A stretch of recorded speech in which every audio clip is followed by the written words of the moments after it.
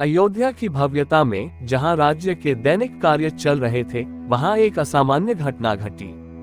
भगवान राम की अंगूठी उनकी उंगली से फिसलकर गायब हो गई और यह अंगूठी महल के फर्श में एक दरार से होते हुए कहीं चली गई। ये घटना न केवल अयोध्या में बल्कि स्वयं राम के लिए भी असामान्य थी और इसने शुरू की एक अनोखी और रहस्यमयी यात्रा की।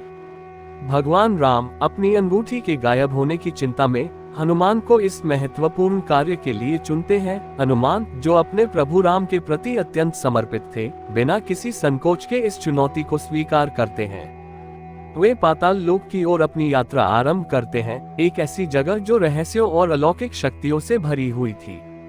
ये यात्रा उन्हें उन स्थानों पर ले जाती है जहां कोई साधारण मनुष्य कभी नहीं पहुंच पाया था। हनुमान की इस यात्रा में अनेक रहस्य और चमत्कार छुपे हुए थे जो उनके साहस और भक्ति की परीक्षा लेते हैं। हनुमान जब पाताल लोक में पहुंचे तो उन्होंने एक अजीबोगरीब और रहस्यमयी दुनिया का सामना किया। ये जगह हमारी धरती की दुनिया से बिल्कुल अलग थी, जहां अनोखे और विचित्र प्राणी रहते थे। यहाँ के वातावरण, वनस्पति और भौगोलिक संरचना भी बिल्कुल भिन्न थी।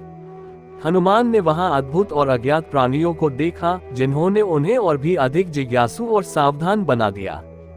पाताल लोक के रंग बिरंगे परिदृश्य और रोशनी की चमक ने उनकी यात्रा को और भी रोमांचक बना दिया। इस दुनिया में घूमते हुए हनुमान ने अनेक चुनौतियों का सामना किया, जिसमें उन्हें अपने बल, बुद्धि और भक्ति का प्रयोग करना पड़ा। उनकी यह यात्रा उनके लिए एक अनूठी और अविस्मरणीय अनुभव बन गई। हनुमान जब पाताल लोक की गहराइयों में पहुंचे तो उन्होंने एक अविश्वसनीय दृश्य देखा। उनके सामने एक पर्वत के समान अंगूठियों का ढेर था और हर एक अंगूठी भगवान राम की अंगूठी के समान थी। इस दृश्य ने हनुमान को चकित कर दिया। इस रहस्य को समझने के लिए हनुमान पाताल लोक के राजा के पास गए। राजा ने हनुमान को एक गहरा और अद्भुत सत्य बताया। उन्होंने समझाया कि हर एक अंगूठी विभिन्न कालखंडों में भगवान राम के विभिन्न अवतारों की प्रतीक थी। ये खुलासा हनुमान के लिए ज्ञान का एक नया द्वार खोलता है और उन्हें समय और अवतार के चक्र की गहराई का एहसास कराता है।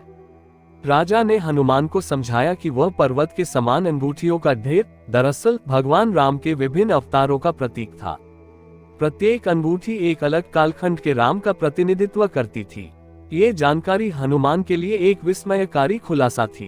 राजा ने आगे बताया कि समय का चक्र निरंतर चलता रहता है और प्रत्येक चक्र में धर्म की रक्षा के लिए भगवान विष्णु भिन्न अवतार में प्रकट होते हैं। इस चक्रीय प्रकृति का महत्व हिंदू दर्शन में गहराई से निहित है, जिसमें सृष्टि, स्थिति और विनाश के चक्रों का वर्णन होता है।